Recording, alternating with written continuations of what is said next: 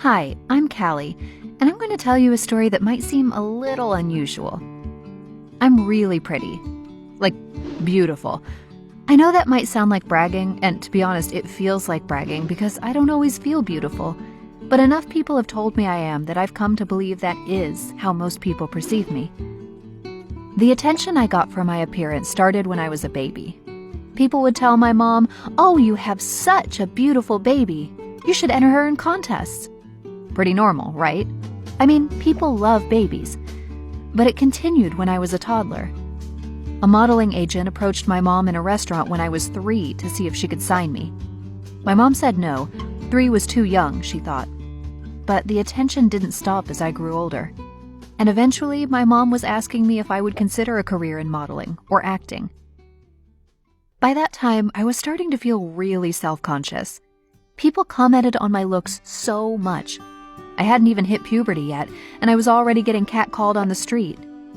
I loved math and science, but nobody seemed to care that I was good at those things. Most adults I interacted with commented on how I'd be beating the boys away with sticks soon, or how I'd have no trouble finding a husband. When I was 13, I started a YouTube channel dedicated to robotics, one of my greatest loves.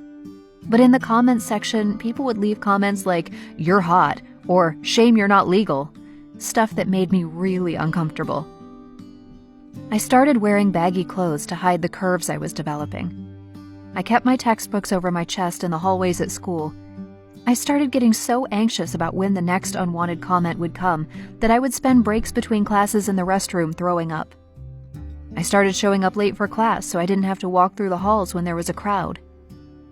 And the other problem with being too pretty? People don't like you.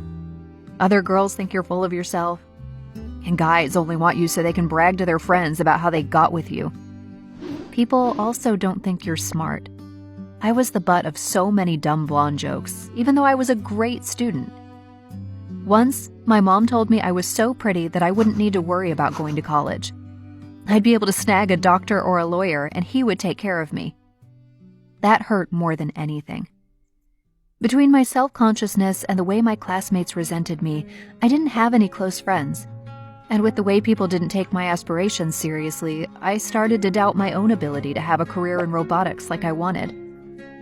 So I decided that if this was how the world was determined to see me, as just an object, then that's what I'd be. I traded my baggy clothes for low-cut tops. I started wearing lipstick and flirted with the guys who gave me attention, even if I knew they had girlfriends. I did not care about anyone. I'd gossip about the other girls who I knew had been gossiping about me for years. I stopped trying in my classes. A couple of teachers noticed, but I blew them off when they tried to talk to me. I wasn't sure if this made me happy, but I kept doing it, perhaps because I was so tired of proving my real self to others. I didn't stop. For homecoming, I wore the sexiest dress I could find. A chaperone told me I'd violated the dress code and handed me a sweater to cover up. Everyone looked at me and I could tell they were shocked. Perhaps for 2 main reasons. 1, this doesn't look like me because that's not my style. And second, well, because I looked very attractive. However, twinges of my old self-consciousness resurfaced. Then a guy walked by and pinched my backside. That was the last straw. I couldn't take it any longer. I started to cry uncontrollably.